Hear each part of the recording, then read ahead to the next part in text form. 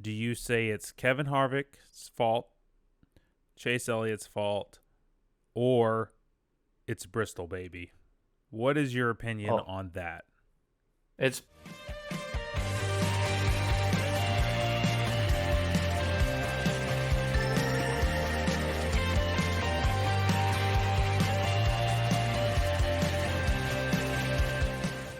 What's up, everybody? Welcome back to the DK Garage.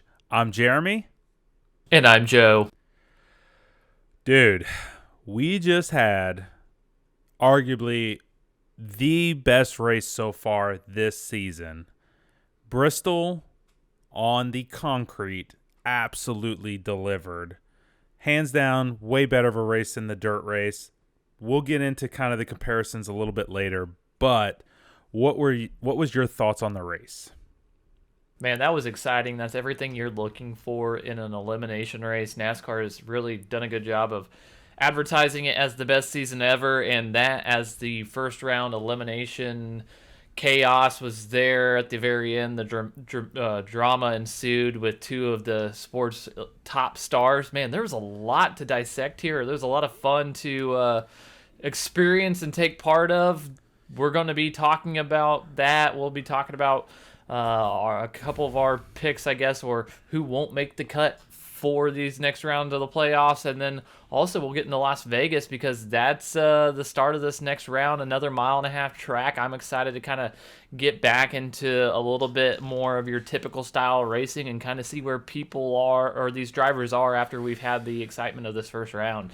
I know I was really excited to see that Bristol under the lights, and like you said, comparing it to the Bristol dirt race, to me, it doesn't compare. That was really exciting, so much fun. I know the fans took a lot away from it. What were your thoughts on it? Kind of like you said, there's a lot to kind of unpack here. Um, so much happened in this race with it being a cutoff race. Only 12 drivers advancing, 4 going home. Everyone was viable. I mean, I guess you could kind of say McDowell wasn't, but I mean, you realistically had no idea who was really going to make the next round until checker flag waved. I guess I want to maybe start a little bit with the comparison between the dirt race and this race. And I guess my question would be, do you think, because I've always thought Bristol at night is one of the best races of the year. It's always done better, in my opinion, than the day race, which at times has been good. But for some reason, late in the season, under the lights, it always seems to just get amplified. Do you feel like maybe the intensity of this race was amplified by the fact that there wasn't a traditional spraying concrete race, and we had the dirt, so it was almost like the first time coming to Bristol and it being a playoff race? I mean, even drivers who weren't necessarily in the playoffs seemed to be, pushing for everything that they had. A lot of drama unfolded. I don't know if it's all because of the playoffs, but do you think that maybe the fact that we had that dirt race, that special kind of one-off earlier in the season, that added to the excitement of this race? It could have well factored into it, and especially since next year we're going to be kind of having the same similar experience with the dirt race being factored. So you really have this one opportunity, which happens to be an elimination race, to make your mark at Bristol. And Bristol's a lot of people's favorite tracks, not just from a fan perspective, but from a driver's perspective as well. So you have a lot of people that have, I guess, interest in the event, and for NASCAR to put it right there on the first round of cuts this year, we saw how much drama was involved and how much solid racing. It was a really good, solid race. There were lead changes. Obviously, we had domination from a few drivers. Kyle Larson obviously ultimately won the race, which is no surprise, but he did do really well throughout that race, along with a couple other drivers. His teammate Chase Elliott obviously was strong at points. Kevin Harvick, we know how, and we'll get into those two's drama, but even Denny Hamlin had a strong performance, and looked good. Ryan Blaney ended up in the optimal. If you're looking at it from a DraftKings angle, he was somebody that we were high on. We might not have talked about him too much extensively in our race day rundown, but we gave him a high impact score because we knew he could have a strong impact on this race. There was a lot of drivers like we thought that would be impactful on that race, knowing full well that it is a cutoff race. We knew drama would ensue, but I don't know if we expected as much drama, especially between the two drivers that ultimately played out there at the end between Chase Elliott and Kevin Harvick, huh? So, based on kind of what I saw, if Denny Hamlin doesn't push it too early, and I believe he said, I think I saw him say somewhere this week already, they had a better long run car and he was pushing it a little too early trying to get around Larson. And had he been more patient, he likely doesn't wreck and potentially actually has a chance to contend for the win. Do you think, based on what we saw early, that Hamlin is there at the end if he doesn't wreck, or still ends up getting shuffled back? Because that thing, it was, in my opinion, kind of back and forth between a lot of different drivers. Kevin Harvick, Chase Elliott had the penalty, but he still was able to drive through the field. I don't know if it's necessarily a shoe-in that Hamlin is still contending for the win at the very end, but I think he's more in contention than obviously what he ended up being. What was your kind of thoughts on how Hamlin's race went? Because he certainly looked good early. Yeah, he had a very fast car. He ultimately finished on 9th, I believe. Still got to manage the top 10. But you're right. He could have, in my opinion, I think had a little bit better race if he would have saved it. But we saw how much crazy things happened. How much crazy things happened at the end. Lap traffic ultimately played into being a factor. Always does. We knew it. We knew it would. We knew that there'd be cars multiple laps down. It was going to be interesting to see who out of that group at the bottom might be beneficial to have exposure to. But yeah, getting back to it, I think Denny Hamlin, he looked strong. He's looked strong that whole first round of the playoffs. They looked really consistent in the 750 horsepower package. I think that's going to be something we'll keep an eye on as we progress through this next stretch or next round of the round of 12. I think he's going to be somebody to keep your eye on, along with some of these other drivers. Somebody I was kind of disappointed about, honestly, Kyle Busch. I gave him a 10 headed into the race. He had stretches where he looked fine, but it wasn't by any stretch of the imagination a domination. And then we saw what happened at the end, and really came back to bite him and ended up finishing 21st with very little value. I don't like that, and that's going to be hurtful for him trying to make a strong playoff push because it's not easy to make up ground when you lose it that quickly. And we saw a couple cars do that towards the end. Well, you mentioned Kyle Busch, and I want to say, actually, I can't truly say what I really want to say on this program. We want to keep it somewhat PG here. Him and his brother Kurt, dude, 2 weeks in a row, Kurt Busch. I like Kurt Busch. He's really, in my opinion, kind of turned it around as a NASCAR driver from a fan's perspective. Very disliked early in his career, but I think he's really come around. I think more people like him and respect him. But these last two races, from a DraftKings perspective, from a Prize Picks perspective, he certainly has not done me any favors, and I am very frustrated because I thought that this was one of those races where he was going to kind of flex on everybody else. The way Chip Ganassi had been running, his history here, I thought for sure he was going to be more of a factor. And even though I didn't personally like Kyle Busch as much as you did, I still thought he was going to be a factor. And ultimately, I never really saw him up there contending. It just seemed like almost every other playoff driver was better at Bristol than what Kyle was, minus his brother and, McDowell, things like that. Is that concerning for you with Kyle moving forward? I mean, we're still going to touch on Bristol, but just to kind of talk about Kyle a little bit here, Are you still? Because I bring this up because you picked him preseason. You picked him at the beginning of your playoffs picks. We both know what he's capable of, but are you more concerned now heading into round two than what you thought you would be? I am more concerned now than I thought I would be. Whenever we got into the playoffs, he had like a really nice stretch there towards the end of the season of getting consecutive top tens and really putting together strong finishes. And then we get to the playoffs, and right now it's even though he's sitting in fifth, he's managed to find ways to get the job done. It just hasn't been pretty. So if he can manage to clean up the races a little bit, stay out of trouble, and continue to find ways to get the job done, but amplify his ability to be more consistent with it, be able to point race instead of finding himself in bad situations, I think he could ultimately turn the tide. But it's unfortunate to see his brother Kurt, who I know you and I both liked last week. I didn't have as much exposure as I thought I would have to him, which helped, but still ultimately wasn't pretty by any stretch of the imagination.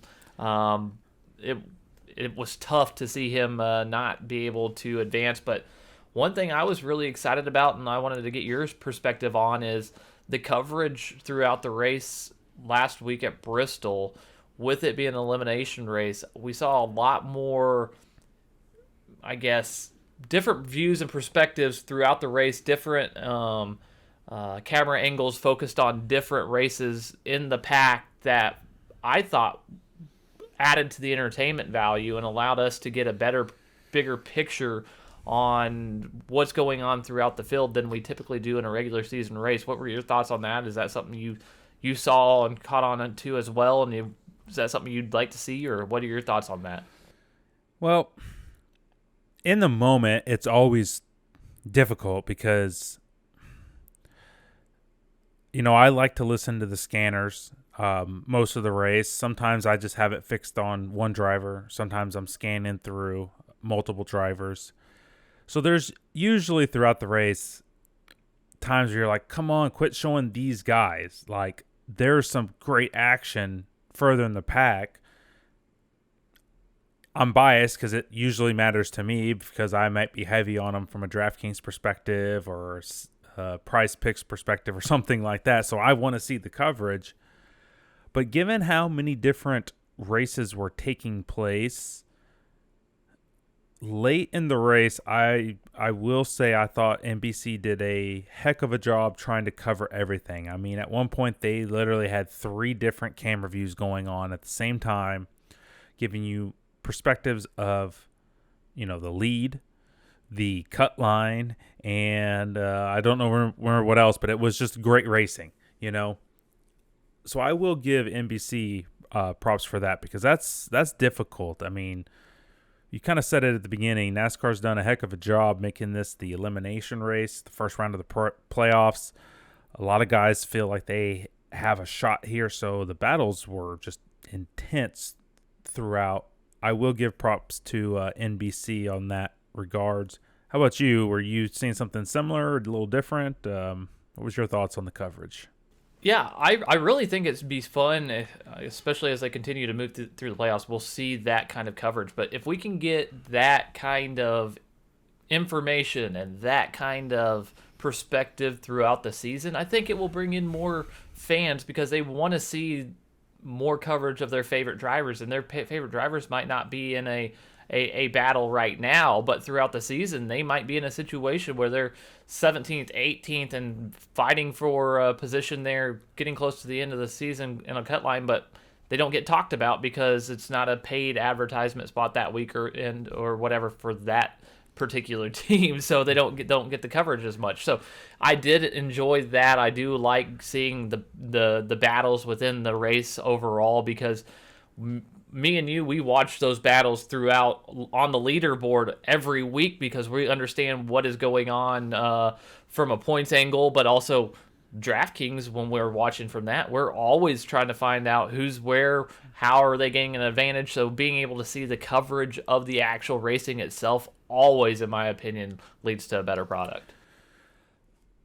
I'm just going to be honest with everyone. I ultimately just want to get to the status where I can submit what my main DraftKings lineup is and then NASCAR cover that, because there are legitimate times when I want to know what Garrett Smithley and James Davison are doing, because it matters to me. And now that I know that NBC can do a 3 different camera angles, I want to see that throughout the season, because that would be great. But in all seriousness, I get what you're saying. It's like I said, I think if they can continue that throughout the playoffs, it'll really add to the excitement of it, because there really are so many battles, even from non-playoff drivers, that really matter. You know, you got guys competing for the top 25, the top 30. All those things matter at the end of the day. So I want to get to the main topic of Bristol. But before we Wait, do did that, something happen? Did something happen at Bristol that there we haven't wasn't talked about yet? there wasn't much that happened, honestly. But there was like a little tiny infraction that I think everyone is blowing out of proportion that we should touch on. But before we get to that, I feel like we need to take some maybe modest L's. Because I think we had a couple drivers, in my opinion, that we were both high on in different regards that didn't perform to my expectations. And that would be Joey Logano from my end and Tyler Reddick, maybe more so from your end. I know we both kind of, you like Logano some, I like Reddick some, but ultimately I kind of say I was probably higher on Logano, you were higher on Reddick. What is your thoughts after that race? Is it just it's Bristol, or do you think that that's a little bit more foretelling? Obviously, Logano does advance, Reddick does not. But I guess what was your takes on those drivers? Because I know at the end of the day, I had decent ownership to both. Yeah, I had a good bit to Tyler Reddick. Obviously, he was one of my favorite plays on the slate, and he ultimately had a decent race, but it wasn't enough to really hit value. He was somebody that came in with 4.4 roughly value, which isn't ideal. Obviously, there was drivers above him, which we knew could potentially be the case, that scored a lot of dominator points and got those really nice value points. And neither Logano or Reddick fell into that category. Kyle Larson, Ryan Blaney, Kevin Harvick. We both liked Kevin Harvick and thought this might be a race where he could actually step up and have a solid performance, and he did. He finished in the optimal, which is really, really strong, over 10x value.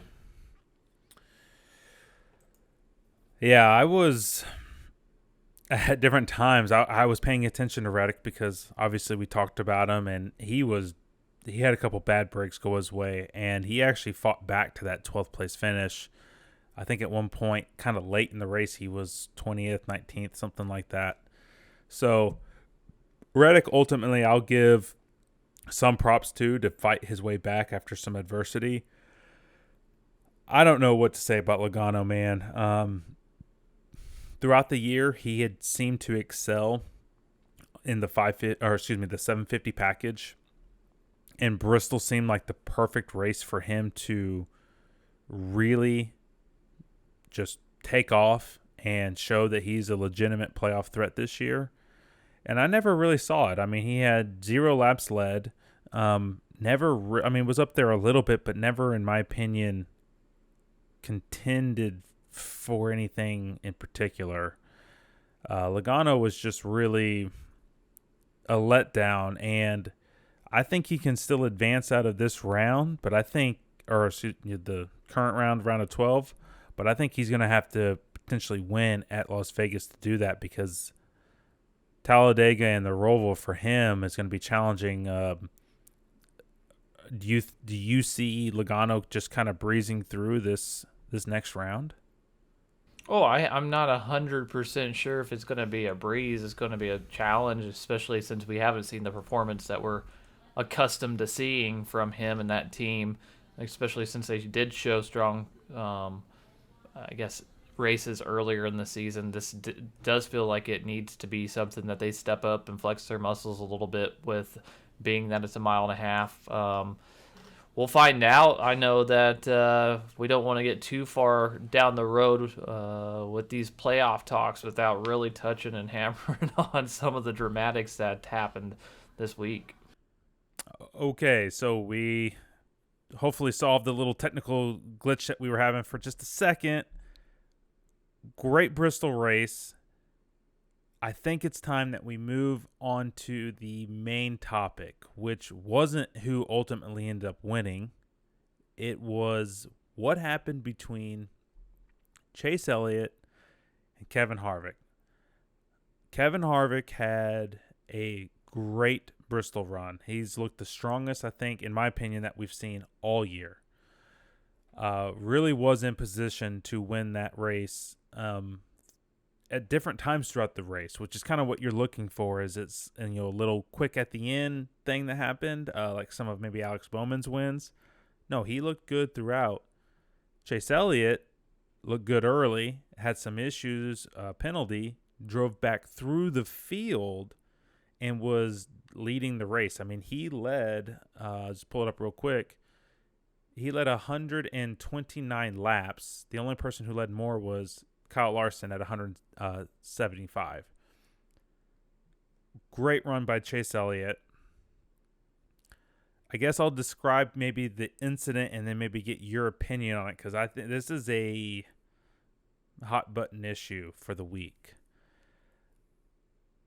Kevin Harvick, in my opinion, was running. He was running Chase down after Chase got around him. He started running the high line. Chase was running more of the low line. Chase adapted, took Harvick's line away.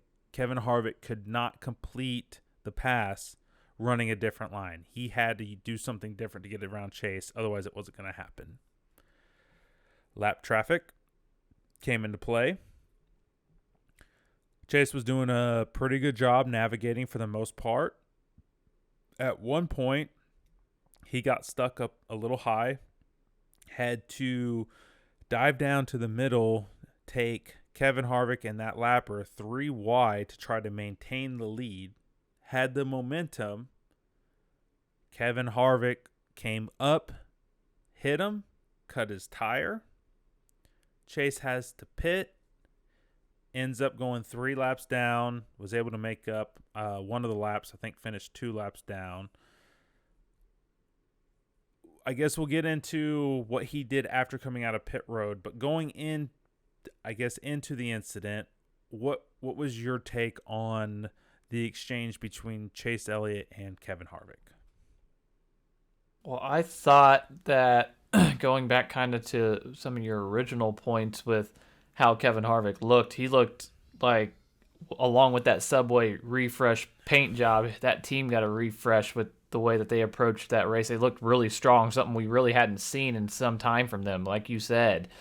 So I was really excited about how that team was performing, really stoked to see if they could potentially pull out a win.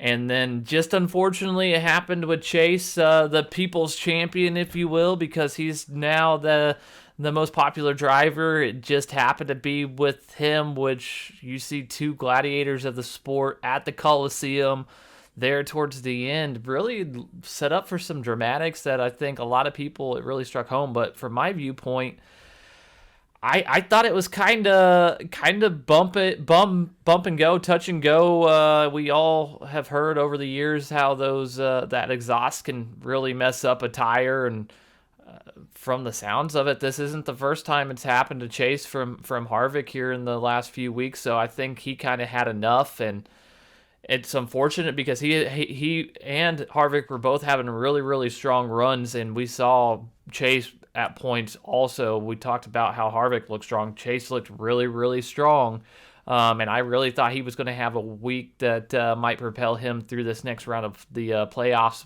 and it ultimately kind of backfired on him. But there definitely was drama that ensued after the fact, after the cut tire incident and Chase going 3 laps down. You talked about him coming back on the track and kind of what played out. I'll let you describe it from there. Okay, so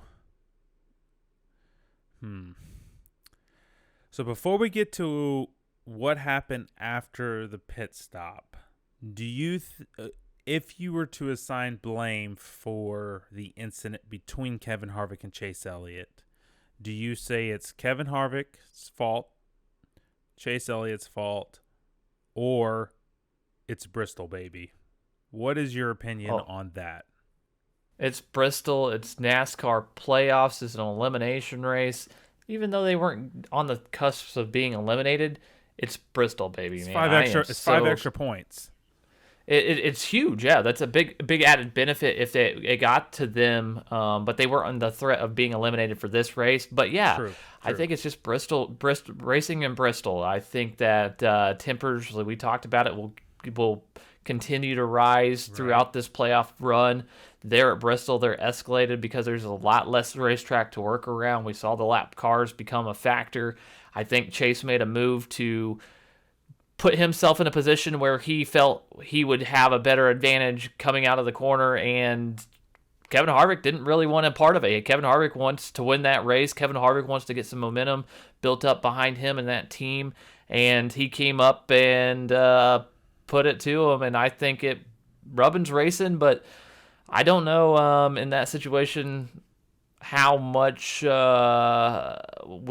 can really point fingers. You can look at it from both perspective. I think that's why they wanted to get it off their chest, and that we saw them ultimately end up in a trailer together trying to get this out because they're racing for a championship. Kevin Harvick has no wiggle room. He's 57 points behind now in 12th place. He's the last guy in this round in points. He's number 12 out of the round of 12.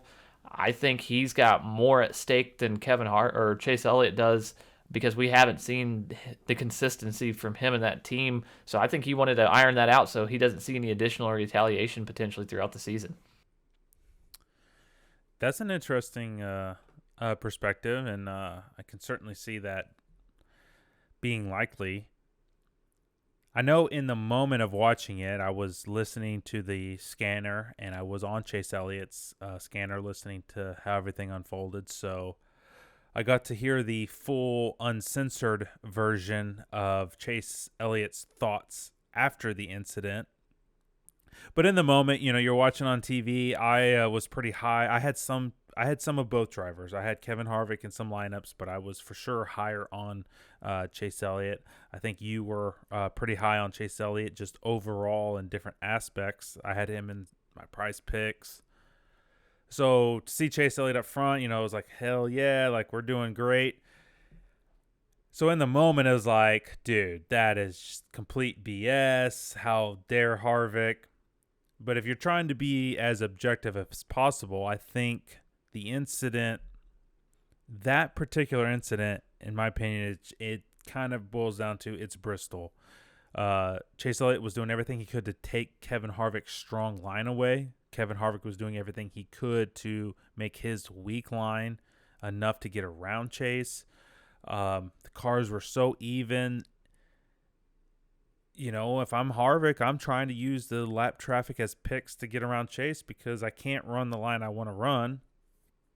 And obviously, if I'm Chase, I'm trying to run the fastest line possible, just trying to disrupt Harvick the best I can. So I think for this incident, I can't really assign any blame. Where it gets tricky for me is when Chase brings up the fact that Kevin Harvick is doing this every week, and he had issues at Darlington and other races, and Harvick saying he's just throwing a temper tantrum kind of thing and all this stuff. That's where it kind of gets a little difficult for me to kind of decide, okay, what's really going on? Because we know what we see on TV and we know what we see in the stat sheets, but we have no idea what's really happening when these drivers are driving every week against these guys lap after lap. You're going to see tendencies that we will probably never recognize, and this is something that Chase at least is bringing up as a tendency on Harvick's part. So when he comes out of the pits, just behind the leaders, has fresh tires, gets around Harvick, who was in lead at that point, now he, what looks like, purposefully runs Harvick's line again to slow Harvick up. Where do you kind of interpret the difference between, okay, what happened to lead to that point was one thing, and then what happened afterwards because of prior incidents and all that stuff? Where do you see, or how do you interpret kind of what happened between Chase Elliott and Harvick after Chase makes that pit stop? Oh, I think what everybody else saw. I think that Chase Elliott got up close to him, kind of made his little retaliation move, and then the big retaliation move was he slowed Harvick down enough for his teammate Kyle Larson to get the win. I think that was the biggest retaliation of all. I think he was able to time his laps and be enough of a hindrance to Kevin Harvick that he didn't get the lines he wanted. He wasn't able to keep the pace he wanted throughout the ending portion of that race, and ultimately played into the benefit of Kyle Larson. Kyle Larson might have caught him regardless, but it sure as heck didn't help Harvick to have Chase Elliott in front of him, making his path difficult. So I think Chase got a little bit of that retaliation there, which ultimately is why Kevin Harvick was pretty damn heated at the end of the race too. He saw what a lot of people had seen to make him a little bit more ticked off as well. So, do you feel like what Chase Elliott did was race manipulation, purposefully altering the outcome of the race, or do you think this is a issue that is just being kind of settled between the drivers? Because I've heard comparisons, to the Clint Boyer issue where he purposefully spun out to give his teammate an extra position to advance in the playoffs or whatever the situation was. I've heard that comparison. Personally, I don't see it that way, but do you see it that way? Kind of the way you described it. I mean, it seems like it, in your opinion, is pretty clear. Chase Elliott definitely ran a line to make sure that his teammate won over Kevin Harvick. That's the way I kind of hearing you say what you just said. So do you think that that's race manipulation and something that NASCAR should get involved with? Are we going to hold each other's hands and dance down the racetrack together and everybody's going to get along? Or are we at Bristol racing for a championship? And there's a lot of attitudes. We're going to hold each other's hands, dude. That's what NASCAR is. No, I'm just kidding. I like to see the added drama and the effects of this. These guys are entertainers at the end of the day. They're paying money to watch them race these cars, and whenever it doesn't go their way, we want to see the antics and the attitudes of each driver and their perspective of why this guy sucks and this guy's awesome. And to me, we saw all of that play out under the lights at one of the greatest racetracks that we still have on the schedule in an elimination round. Two gladiators of the sport, like we talked about. Man, I loved it. I want more of that. And as we get further into the playoffs, hopefully we get to see more of the antics and the attitudes of these drivers, because ultimately that's what we're there to pay to see, just to the entertainment value.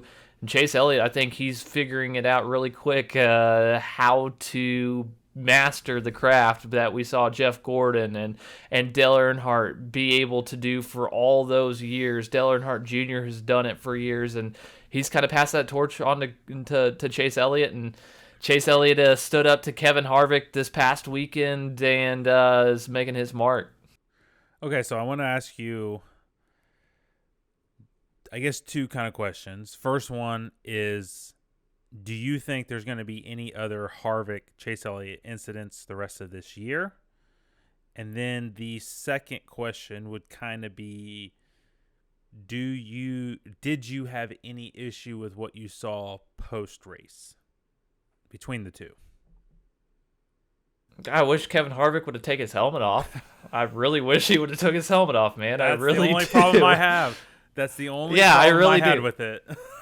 I really do wish he would. I was expecting, whenever I saw him off, you can ask my wife and the kids, I said, why is he getting out of the car with his helmet on? That's the first thing I said, and I still am wondering it. But we all know He's a little bit older. I don't blame him. I'm just saying I wish that wouldn't have. I wish I could have seen his helmet off. I don't know if anything would have changed. I don't know if there would have been punches thrown, but I think it would have added a lot more drama to the mix. I was hoping I would see it, but at the end of the day, it was fun. And regardless, I don't know if we see him. I think they're two professionals. They're there to get the job done. They're there to get a title. They're both former champions. Chase obviously not being as involved in a driver format as Kevin Harvick for as long. So Kevin Harvick has a lot of experience. I think he kind of chalks it up to another lesson learned, and they both learn and move on. But I'm sure if it does happen, there's going to be a lot more drama if they do get engaged in some sort of a scuffle. How about you? What's your thoughts and perspective?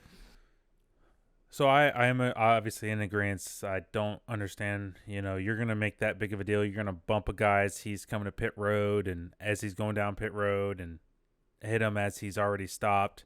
This guy's got his helmet off. Obviously, I'm sure Harvick didn't realize, couldn't probably tell that he had his helmet off. But regardless, like you're bumping him all the way down, this, showing your displeasure. And then you get out of the car and you still have your helmet on and the other guy doesn't, and you don't make the effort to also take your helmet off. Like, come on, bro. Like, you're going to be that mad? At least square up properly. But that's kind of a minor issue. Whatever you said, Kevin Harvick's older, blah, blah, blah. Cool. It's good to see that nothing worse came out of that.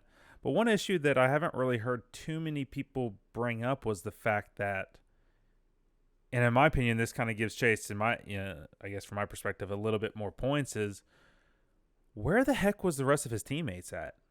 Personally, I like if a driver is going to have an issue with another driver, like let them square off, let them do their things. I don't really like when crew members are right there pulling each other apart. Like we've seen some guys like rip drivers down from the other crew member. Like I don't like to see that. But Elliott was surrounded by Kevin Harvick's crew members. There was no number 9 crew members around. Where the heck was his teammates at? Like, that you realize that this guy just took you out of the race. There's no way you didn't see him right behind him as he's coming down pit road. Like, what are you doing over there? Like, that was the only other little issue I kind of had with it, because that obviously could have been, had things escalated, it could have been pretty bad for Chase, physically being that outnumbered. But ultimately, I don't think that we see this really spill over into any other races. The only one that I'm a little concerned about if I'm Chase would be the Roval. We've seen Kevin Harvick actually have some really good runs at the Roval. If he's in position, it's likely, if he's still within contention in that race to advance to the playoffs and Chase isn't locked in, there's a good chance he dumps him in one of the chicanes or something like that. So if I'm Chase, that's the only race that I'm worried about, because that's probably his best chance to lock himself into the next round. I would say Las Vegas is probably Harvick's best chance to lock himself into the next round. But all in all, I thought the drama was, that's exactly what NASCAR wanted when they put Bristol as the cutoff race in the first round. So I think it definitely sort of lived up to the hype. It certainly has been a great season so far. And looking at the drivers who are in this round and who's likely to advance with the 3 tracks we got next, dude, this was really, really tough for me. Are you seeing a clear picture on who's going to make to the next round? Because I could literally make a case that there is no drivers who could simply walk their way through this next round, including Larson, who won at Las Vegas earlier this year. Yeah, it's going to be fun to watch, and this next round, the round of 12, having Las Vegas, Talladega, and then the Charlotte Roval being the 3 courses or 3 tracks that make up this round. It adds an element to this that's going to be really fun to watch, because it's a mile and a half at Vegas, and then we've got that Talladega super speedway action, man. You never know what you're going to get. It's really, truly a wild card. And then the Charlotte Roval, that road course action there, you have a handful of drivers, I think, that have an opportunity to really step up there. But Man, there's going to be very, very, very difficult choices to be made on the 4 drivers that don't make the cut, because this is going to be a test for some of these drivers that we haven't had in a while. In a mile and a half, we haven't seen that in the first round. There are some drivers that stand out in this kind of environment. Vegas is a fun track to kind of take in. I know the Kurt Busch and Kyle Busch, this is their home track. They always look to do well here, so I think that's something to pay attention to. Kurt Busch obviously is not in the mix right now, but Kyle Busch needs a good run. Obviously, you start talking about Chase Elliott and Kevin Harvick, these guys that we just kind of wrapped up this previous week with. They need to get off to a hot start because, especially Kevin Harvick, in my opinion, starting 16th, he's 57 points down with the way that they restructured the playoff points after this initial round. So I'm thinking that him, Christopher Bell, Brad Kay, Joey Logano, then the 2 Hendrick drivers of William Byron and Alex Bowman that barely made the cut, they need to have strong performances to really propel themselves. I'm interested to see who in this mile and a half setting really takes advantage of more of a cookie cutter style track. Who do you think kind of puts themselves in a better position that might not, based on what you've seen so far? So I wanted to ask you, have you decided on your 4 drivers who won't make the next round, or are you still kind of I'm still kind of on the fence. I haven't completely submitted my brackets yet. I know we did our predictions episode and who we thought ultimately would be our champion, but now that we've had this first round of cuts, I've spent some time trying to dwindle down who I think doesn't make the cut, and it's very challenging. It's difficult this round, especially with a couple of the drivers that are now in the mix. So in this round in our preseason picks, and I still stand by the preseason picks. I mean, going into it, it's like, obviously you don't know. This is kind of the information. But I'm going to be a little bit off because obviously some of my drivers that I projected to not make it made it, and some that I projected preseason or preseason or before playoff, okay, pre-playoff, yeah. So I've had to make a few tweaks from who is currently in the round of 12, and based on the data and the tracks, who I think is going to advance to the next round. So, and like I said, I think that this is a tough round for a lot of drivers, but I do have Kyle Larson advancing. I think he should be able to do that. Despite these tracks not being his best, I think Martin Truex should also advance. Chase Elliott, I'm looking for him to potentially get a win at one of these tracks based on kind of how he's run it the last few weeks, especially the Roval. He's, I believe, going for 3 in a row there. I think he can advance.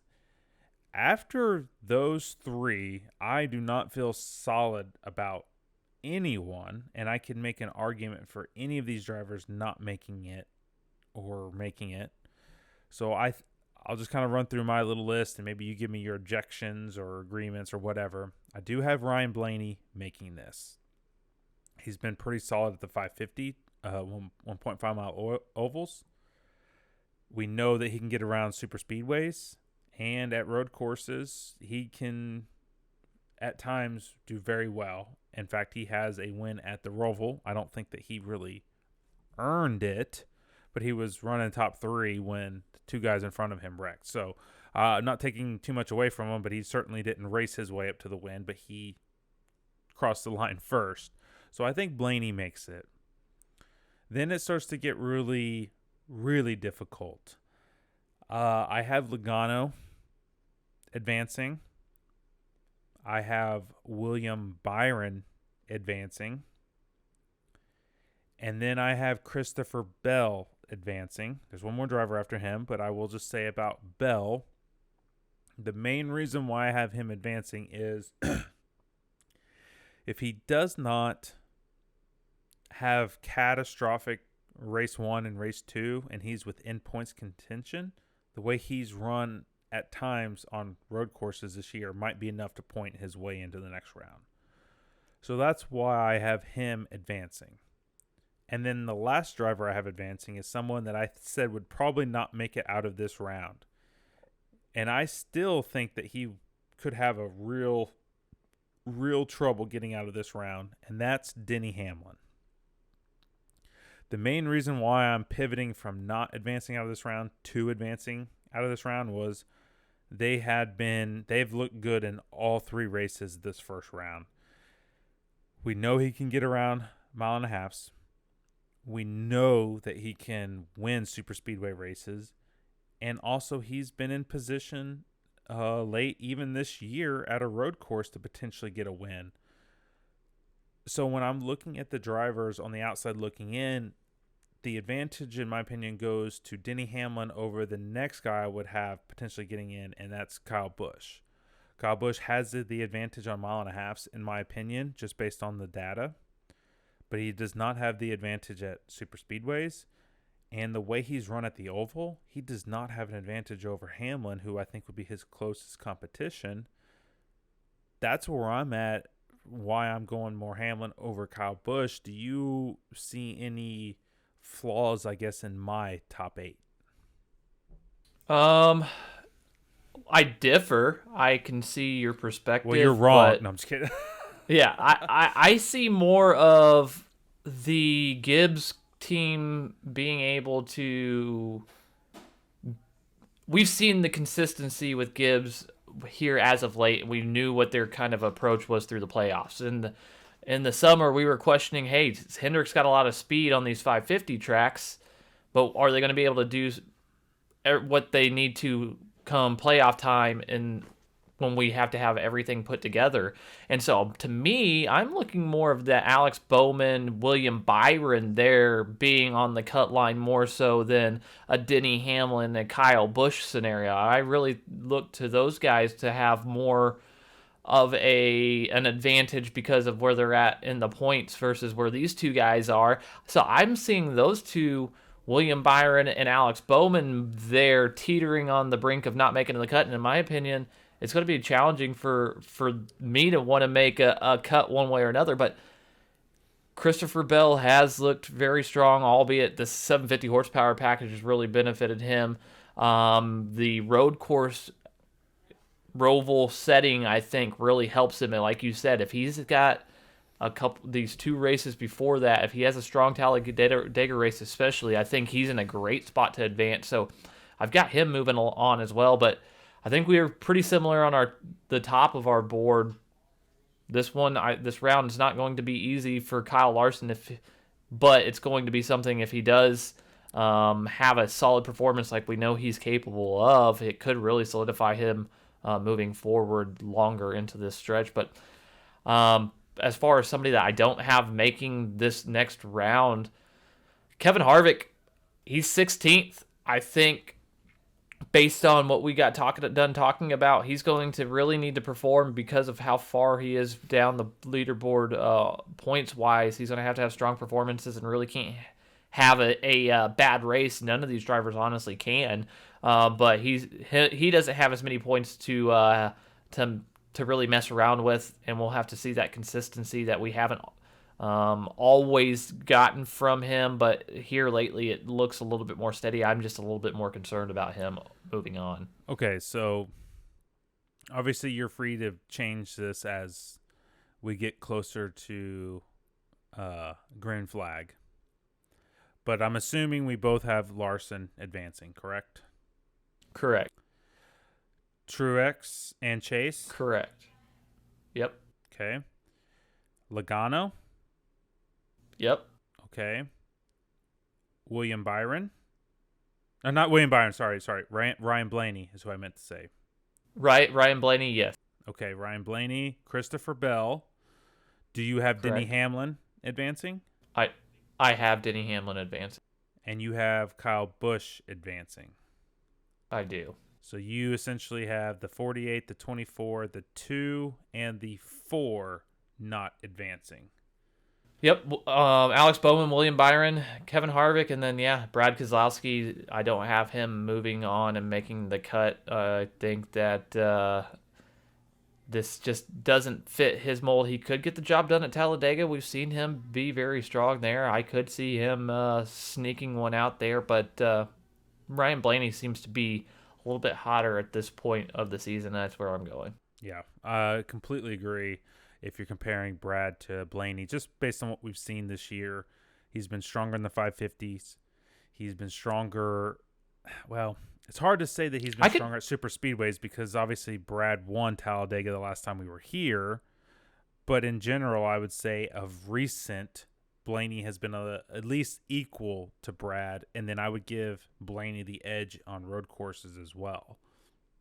Yeah, and I would really think this potentially could be a really nice stretch for Blaney to make a push towards a Larson dethroning as we get on to the round of 8. It might not happen by the time we get to there, but I think he could make a really strong push with these 3 races. He's really good at Vegas. He's really good at Talladega. We've seen him in the super speedways, and then he's no slouch at the Roval. Like you said, he's got to win there, and the road courses he's been really consistent on. I think we could see some advantage come from him with the way the schedule's played out.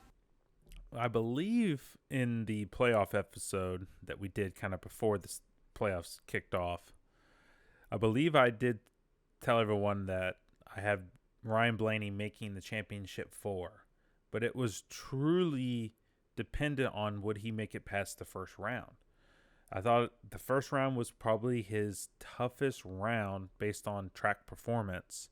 But once he got into this round and then the next round, I think that he's set up that he should, if he's almost just hitting averages, he should make it to the championship 4. So this is, he got past, in my opinion, he got past the most difficult part of the playoffs for him. If he can just semi-deliver, I think he's a guy that can make it on points.